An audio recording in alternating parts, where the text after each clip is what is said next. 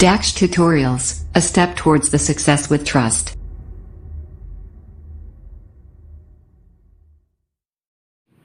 Hello students, welcome to you in your YouTube channel Daksh tutorials.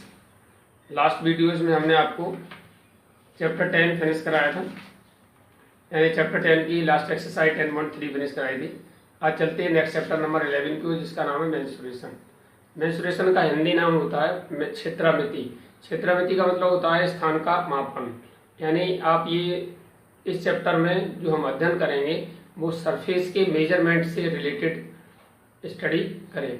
जैसे किसी surface का perimeter कितना है, एरिया कितना है, चाहे वो प्लेन सरफेस हो या सॉलिड शेप हो, सॉलिड शेप का टोटल सरफेस एरिया कितना है, वॉल्यूम कितना है, इस तरह के कंसेप्ट को हम इसमें, इससे रिलेटेड कंसेप्ट्स को हम इसमें हल करना सीखेंगे। तो आज चलते हैं। I will introduce first of all with this chapter. देखिए, इस चैप्टर में सबसे पहले हमने कुछ इंपॉर्टेंट फॉर्मूलाज लिए हुए related to area and perimeters. जैसे हमारे पहला फिगर दिया आपका ट्राइंगल आप देख रहे हैं, एक close figure made by 3 large segment. आप इसका मान लीजिए ये बेस बी बेस है और एच हाइट है, तो पेरीमीटर ऑफ ट्राइंगल हमारा होता है सम ऑफ ऑल साइड। कोई भी रेगुलर फिगर हो और तो उसका जो पेरीमीटर होता है that is the sum of all side. ठीक है, तो perimeter of triangle sum of all side हो गया। Area of triangle half base into height unit square. जो एरिया होता है always written in unit square और पेरीमीटर होता है हमेशा यूनिट में लिखा जाता है। हम लिख सकते हैं सम ऑफ ऑल साइड यूनिट लिख दो या नहीं लिखो तब भी एक ही बात है। सम ऑफ ऑल साइड का मतलब जो साइड जिस मेजर में जिस यूनिट में दी हुई है उस यूनिट में उसका पेरीमीटर आ जाता है। इसके बाद देखते हैं नेक्स्ट हमने कंसेप्ट लिया है ट्रेपेजियम। ट्रेपेजियम एक क्वाड्रिलेटरल होता है जिसका अपोजिट साइड का एक पेयर पैरेलल होता है, उसको हम क्या कहते हैं, ट्रेपेजियम कहते हैं। One pair of parallel sides. तो इसमें ये वाली साइड इसके पैरेलल ए और बी दोनों ये साइड पैरेलल साइड्स हैं, तो हमारा पेरीमीटर ऑफ ट्रेपेजियम होगा सम ऑफ ऑल साइड। इसमें भी वही पेरीमीटर रेगुलर फिगर है तो इसका भी हमारा क्या होगा, सम ऑफ ऑल साइड हो जाएगा। इसके बाद एरिया ऑफ ट्रेपेजियम होता है हाफ ए प्लस बी इंटू एच। ए यानी ए और बी दोनों पैरेलल साइड है और एच हमारी हाइट है। हम सिंपली ये भी कह सकते हैं half sum of parallel sides into height unit square.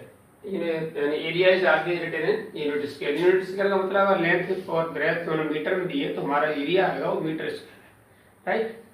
After that next figure है, नेक्स्ट डायग्राम आपका है parallelogram. Parallelogram is a quadrilateral whose both pairs are parallel with both pair of opposite sides. Opposite side के दोनों pair हमारे कैसे होते हैं, parallel होते हैं। तो ऐसी स्थिति में हम उसको पैरेललोग्राम कहते हैं। तो पेरीमीटर ऑफ पैरेललोग्राम क्या होता है, sum of all side. Perimeter of parallelogram में सम ऑफ ऑल साइड, यानी इसमें भी सभी वही। वैसे तो पेरीमीटर ऑफ कोई भी फिगर हो उसकी सभी साइड का जो सम है that is known as the perimeter, है ना। Sum of the all side ही होता है, बट कुछ फिगर्स ऐसे होते हैं जिन्हें हम फॉर्मुलेट कर सकते हैं, जिन्हें फॉर्मूला से रिलेटेड कर सकते हैं, तो हम उसको एक फॉर्मूला जनरेट कर देते हैं।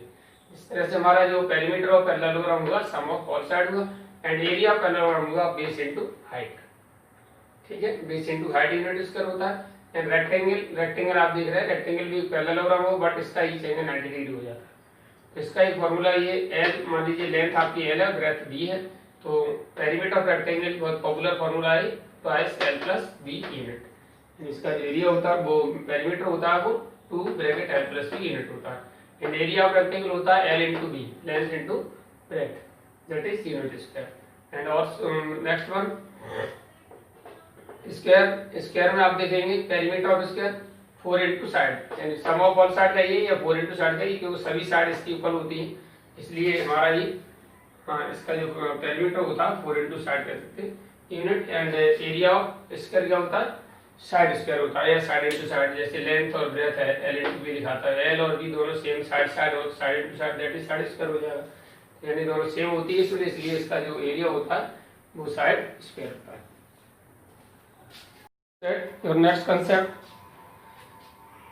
is that the circle, so let the radius of the circle is r, then the first circumference of the circle कहें या perimeter of the circle कहें, सेम मीनिंग है। circumference of circle होता है 2 पाई r unit, यानी जिस unit में आपकी रेडियस होगी उसी यूनिट में हमारा सर्कमफेरेंस आएगा।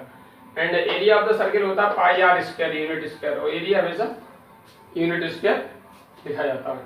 इसके बाद चलते हैं एक्सरसाइज 11.1 की ओर, जिसका पहला क्वेश्चन है a square and a rectangular field with measurements as given in the figure have the same perimeter which field has larger area.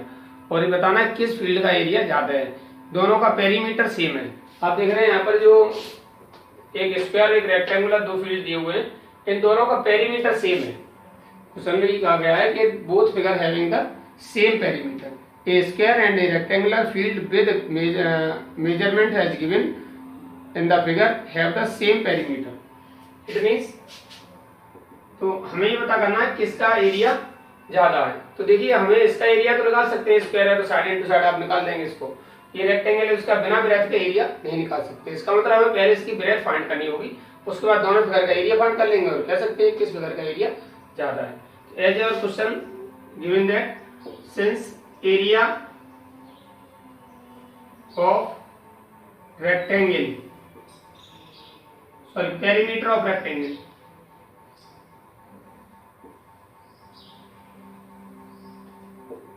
perimeter of rectangle equal to perimeter of square। Perimeter of rectangle का formula होता है 2 bracket l plus b, और perimeter square का formula होता है 4 into side.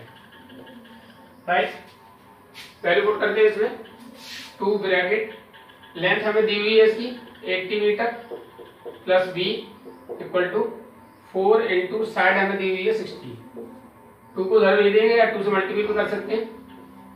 80 plus b equal to 4 into 60 upon 2 से ये 2 term cut जाएगा, that is 80 plus b equal to 62 या 120, that is b equal to 120 minus 80, that's b equal to 40 metre.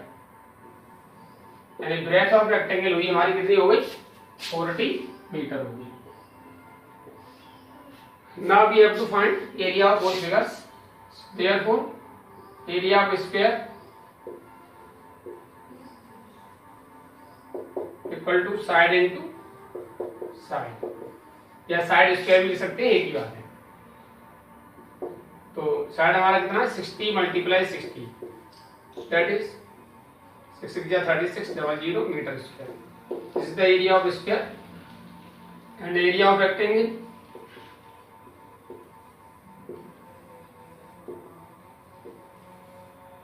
Area of rectangle होता है l into B. l हमारी 80 और breath हमारी 40, multiple करेंगे तो हमारा 8 4 32 100 मीटर स्क्वायर। अब क्वेश्चन में ये पूछ रहा था विच फील्ड है लार्जर एरिया, तो किस फील्ड का एरिया ज्यादा है। आप देख रहे हैं स्क्वायर फील्ड का 3600 है और इसका एरिया 3200 है। तो स्क्वायर फील्ड है, दो इसमें ए और बी दिए हुए हैं, ए एंड बी, तो आप लिख सकते हैं hence field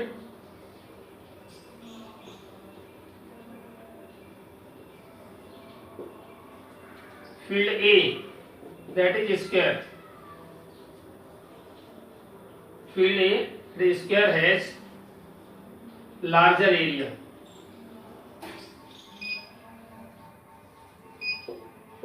that we have to find। यानी आपका स्क्वायर का एरिया आ रहा है 3600 और इसका आ रहा है 3200, तो इसका मतलब स्क्वायर का एरिया ज्यादा है।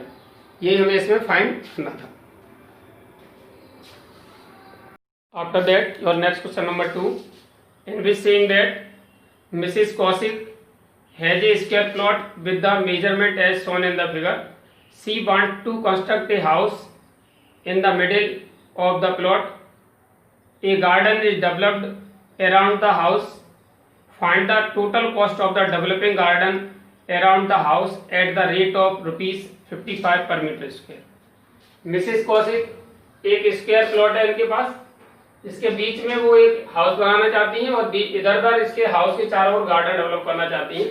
तो हमें बताना है गार्डन डेवलप करने की कॉस्ट क्या आएगी, जब उसकी जो रेट है वो ₹55 पर मीटर स्क्वायर है। अगर आप ये पता करना चाहते हैं कि गार्डन डेवलप करने की कितनी कॉस्ट आएगी, इसके लिए हमें ये निकालना पड़ेगा कि एरिया ऑफ गार्डन कितना है।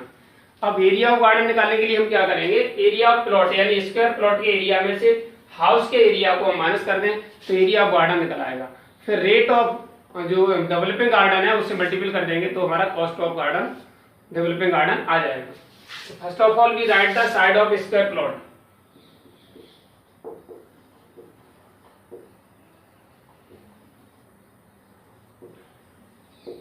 कितना है 25 मीटर, राइट। एरिया हमारा कितना हो जाएगा,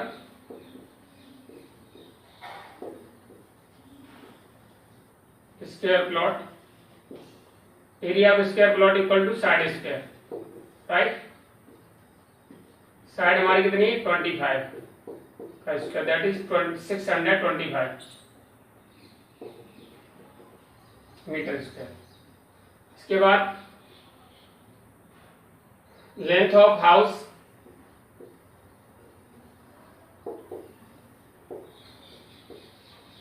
कितना है 20 मीटर।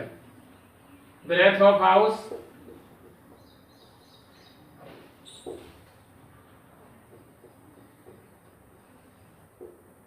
कितना है 15 मीटर। एरिया ऑफ हाउस कितना होगा, यानी length into breadth L into B, that is 20 into 15, it is your 330 यानी 300 मीटर स्क्वायर। अब एरिया ऑफ गार्डन निकालने के लिए आप क्या करोगे,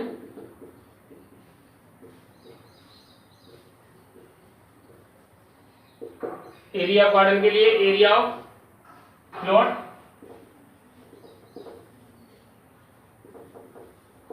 minus area of house. Area plot हमारा कितना 625 और हाउस कितना हमारा 300, माइनस करेंगे तो बचेगा 325 metre square. This the area of garden. अब रेट ऑफ डेवलपिंग गार्डन क्या है,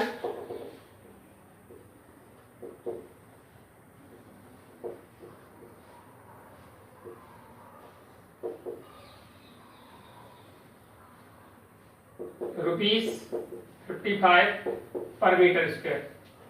therefore cost of developing garden क्या हो जाएगा 55 मल्टीप्लाई यानी रेट इंटू एरिया। एरिया कितना है 325, 325 कैसे मल्टीप्लाई कर देंगे, 5 5 जा 25, 5 2 जा 10, 12, 5 3 जा 15 और 1 16।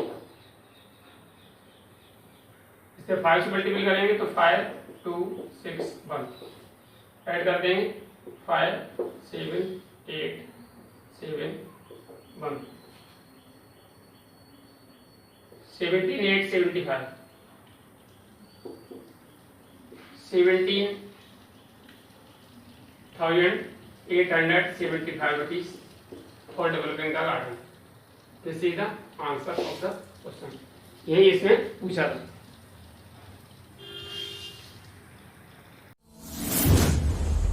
DAX Tutorials presents online interactive live classes. Mobile number 8279452537. After that, your next question number 3, in which saying that the shape of a garden is rectangular in the middle and semicircular at the ends as shown in the diagram. Find the area and the perimeter of this garden. यानी इसका area और perimeter find करना है। आपको एक garden दिया हुआ है जिसकी शेप आपको फिगर में दी हुई है। Shape of the garden is rectangle in the middle, यानी बीच में रेक्टेंगल है, उधर उधर दोनों तरफ आपके सेम सर्कल हैं। टोटल लेंथ ऑफ गार्डन हमारी 20 मीटर है और ब्रेथ ऑफ गार्डन 7 मीटर है। आप क्या देखेंगे, since length of garden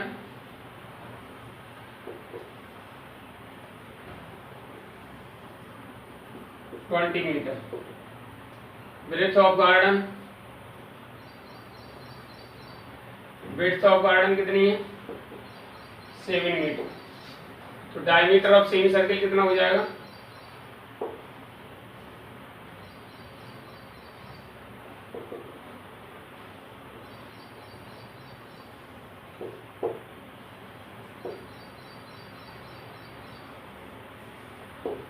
semi circle का जो डायमीटर है वो हमारा 7 मीटर हो जाएगा, राइट। तो रेडियस कितनी हो जाएगी? 7/2 मीटर हो जाएगी। हमें इसका डायग्राम का पेरीमीटर और एरिया फाइंड करना है। तो जैसे एरिया निकालना हो तो एरिया ऑफ 2 सेमी सर्किल और प्लस एरिया ऑफ रेक्टेंगल, यानी area of rectangle plus area of 2 semi circle कर देंगे तो हमारा एरिया निकल आएगा। पेरीमीटर निकालने के लिए ये रेक्टेंगल की लेंथ और सर्कमफेरेंस ऑफ सेमी सर्किल, फिर लेंथ और फिर सर्कमफेरेंस ऑफ सेमी सर्किल। इस तरीके से हमें पहले रेडियस फाइंड कर ली। अब लेंथ ऑफ रेक्टेंगल निकालेंगे।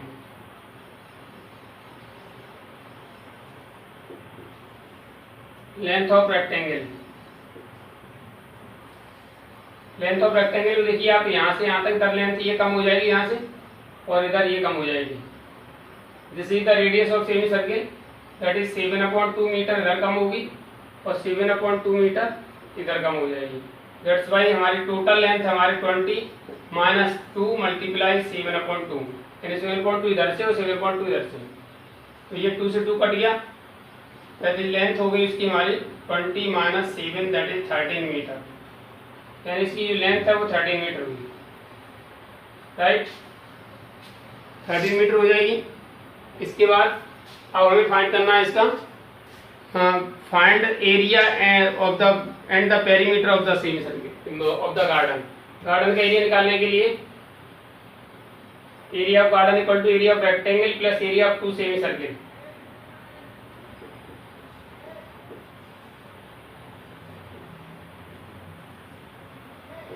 Equal to area of rectangle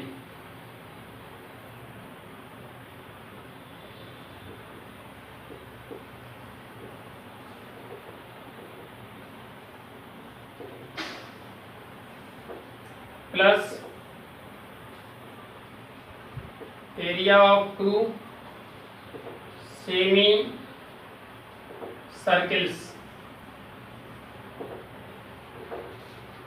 अब एरिया ऑफ रेक्टेंगल का फॉर्मूला क्या होता है? L into B plus area of 2 semicircle है तो 2 मल्टीप्लाई पूरे सर्किल का एरिया होता है पाई R square.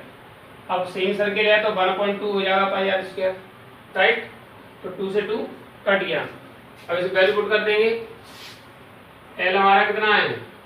13, length of rectangle 13 है, ब्रेथ ऑफ रेक्टेंगल कितनी होगी? जितनी ये गार्डन की ब्रेथ है, that is 7 plus pi R square है, पाई 22/7 और इसकी रेडियस है वो 7/2 है। स्क्वायर है इसलिए 2 बार लिख देंगे उसको, राइट। तो ये 7 से 7 कट गया और 2 से ये 11 टाइम कट गया और 2 से ये 3.5 टाइम कट गया। तो सॉल्व करते हैं। 37 या 91 प्लस 11 5 या 55, 11 3 या 33 और 5 38.5 प्लस कर देते हैं इसे 29.5 metre square. This is the area of the garden. और हमें निकालना perimeter of the garden. Perimeter of garden के लिए सबसे ज्यादा इंपॉर्टेंट है सर्कमफेरेंस ऑफ सेमी सर्किल। तो सर्कमफेरेंस ऑफ सेमी सर्किल निकालते हैं।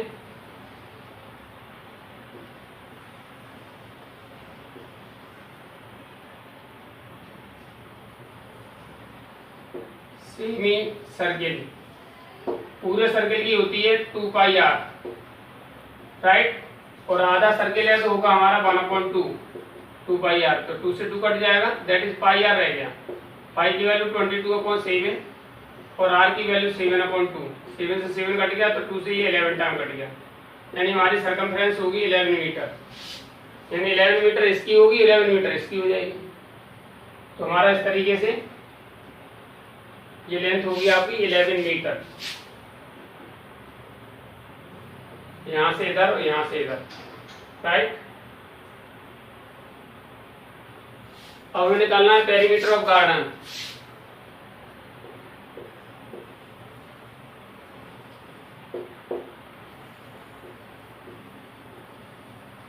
पेरीमीटर ऑफ गार्डन में आपका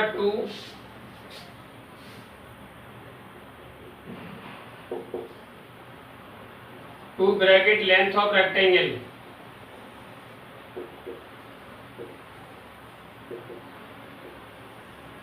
plus circumference of semi circle.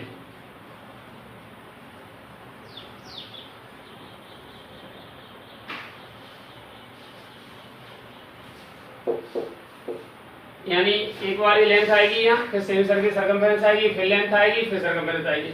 इस तरीके से इसका फॉर्मूलेट किया हमने इसको। 2 ब्रैकेट लेंथ ऑफ गार्डन कितनी है 13 और सर्कमफेरेंस है हमारी 11, that is 2 × 24।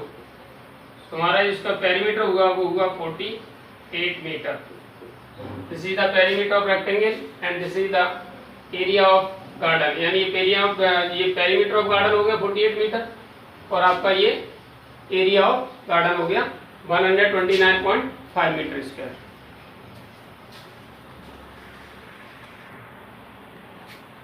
After that, the next question number 4th, in which saying that a flooring tile has the shape of a parallelogram whose base is 24 centimeter and corresponding height is 10 centimeter. How many such tiles are required to cover a floor of area 1080 meter square? यानी इस shape की जो tile दी हुई है parallel shape की tile, उसका base और height दिया हुआ है। तो आपको बताना है इस तरह की जो टाइल हैं वो 1080 मीटर स्क्वायर एरिया को कवर करने के लिए कितनी टाइल की जरूरत होगी, कितनी टाइल की आवश्यकता होगी। देखिए सबसे पहले लिखते हैं base of parallelogram shaped tile equal to 24 centimetre. Height of parallel shaped tile कितनी है एंड करस्पॉन्डिंग हाइट दी उन्होंने 10 सेंटीमीटर। ये पैरेललोग्राम शेप्ड टाइल है, इसका बेस दिया है 24 सेंटीमीटर और करस्पॉन्डिंग हाइट दी है ये वाली आपकी 10 सेंटीमीटर। अब एरिया ऑफ टाइल निकाल लेंगे, यानी एरिया ऑफ पैरेललोग्राम फॉर्मूला लगेगा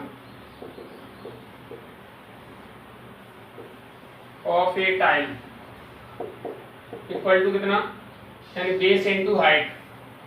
बेस हमारा कितना है 24, हाइट आपकी 10, that is 240 metre square centimetre square. Area of covering floor क्या है,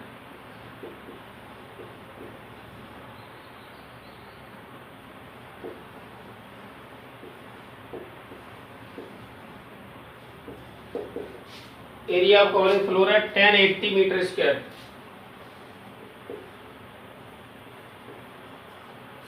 अब इसको हम सेंटीमीटर स्क्वायर में कन्वर्ट करेंगे तो 1 centimetre square 1 metre square equal to क्या होता है 10,000 सेंटीमीटर स्क्वायर, राइट। क्योंकि 1 मीटर में 100 सेंटीमीटर होते हैं, स्क्वायर करेंगे तो 100 का 10,000 सेंटीमीटर स्क्वायर हो जाएगा। इस तरीके से हमारा इसका जो फ्लोरिंग का ये है इसका हो जाएगा 1080 मल्टीप्लाई 10,000, राइट, 10850 सेंटीमीटर स्क्वायर। अब हमें फाइंड करना है नंबर ऑफ टाइल्स कितनी लगेंगी इसमें। Number of tiles required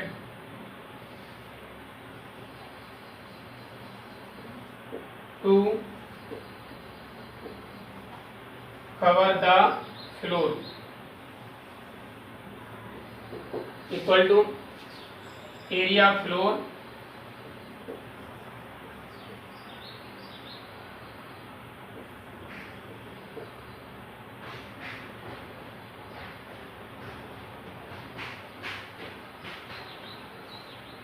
upon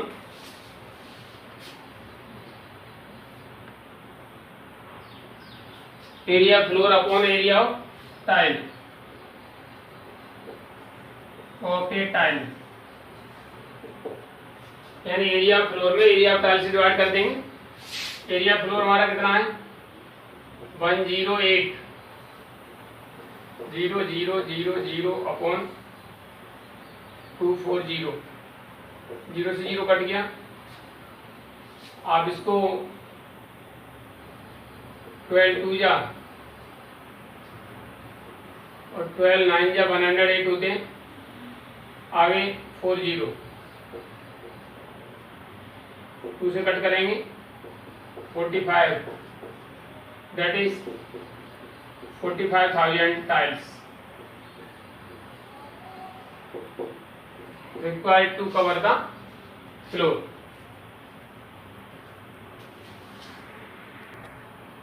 After that, your next question number 5, in which saying that an ant is moving around a few food pieces of different shapes scattered on the floor. For which food piece would the ant have to take longer round? Remember, circumference of a circle can be obtained by using the expression c equal to 2 pi r, where r is the radius of the circle. ये उन्होंने circumference का formula दिया है।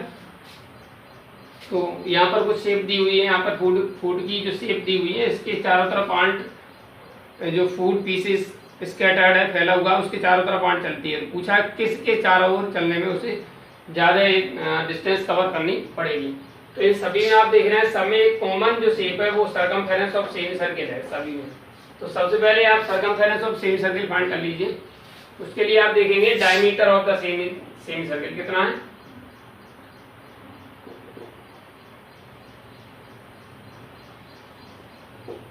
Diameter of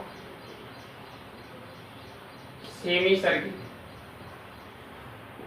कितना आपका 2.8 centimetre, right. Radius हमारी कितनी हो जाएगी, हाफ हो जाएगी 2.8 अपॉन 2, दैट इज 1.4 सेंटीमीटर। अब सर्कमफेरेंस ऑफ सेमी सर्किल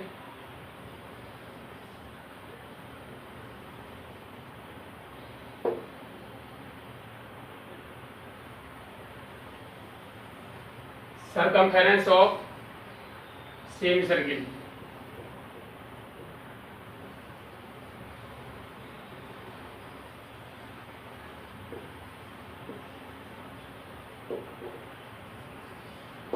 पूरे सर्किल की होती है, मैंने बोला था 2 पाई आर, आधा है तो 1/2 यानी हाफ 2 पाई आर हो जाएगी, राइट। तो हाफ से हाफ कट गया, पाई आर रह गया आपका सिर्फ। पाई की वैल्यू 22/7 और आर की वैल्यू 1.4, 7 से कट करेंगे तो 0.2 आएगा, दैट इज हमारी सर्कमफेरेंस होगी 22 2 जा 44 यानी 4.4 सेंटीमीटर होगी सर्कमफेरेंस, ठीक है। यानी ये जो डिस्टेंस है हमारी सर्कमफेरेंस की, ये सभी 2.4 4.4 सब में 4.4 है। अब आप देखेंगे ये 2.8 है यहाँ पर, तो यहाँ पर भी 2.8 होगा, ये 1.5 है, यहाँ भी 1.5 होगा, ठीक है। इधर 2 दिया है, ये 2 दिया है। इसके बाद हमें निकालना है डिस्टेंस अराउंड द फूड। तो पहले ए बी सी तीनों का अलग अलग निकालते हैं।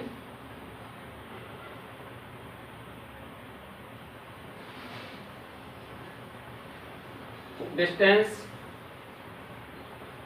Around the food A, food A के चारों तरफ आप देखेंगे तो 2.8 तो इसका डायमीटर होगा, प्लस ये सर्कमफेरेंस हमारी कितनी है 4.4, दोनों को प्लस कर देंगे, कितना हो जाएगा हमारा 8 4 12 का 2 कैरी 1 4 5 2 7 यानी 7.2 सेंटीमीटर, यानी 7.2 सेंटीमीटर हमारी डिस्टेंस होगी around food A.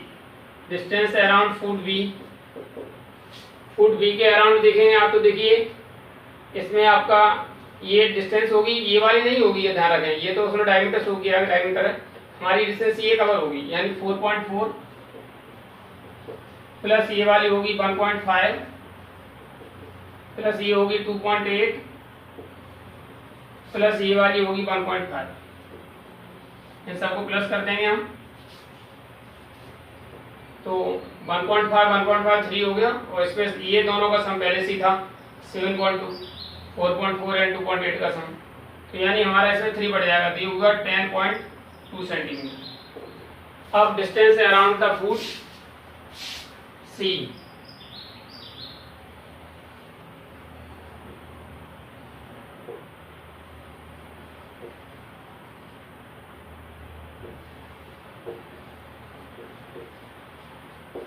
Food C के चारों तरफ देखिए, इसमें क्या 2 सेंटीमीटर और इसका circumference 4.4 centimetre, 2 plus 2 plus 4.4 that is कितना हुआ हमारा 8.4 सेंटीमीटर। अब उसने पूछा था for which food piece would the ant have to take longer round, तो किसके लिए लॉन्गर राउंड लेना पड़ेगा उसको, फूड बी के लिए है ना, क्योंकि इसमें फूड ए का 7.2 आ रहा है, इसका 10.2 आ रहा है, इसका 8.4 आ रहा है, तो therefore hence the ant have to take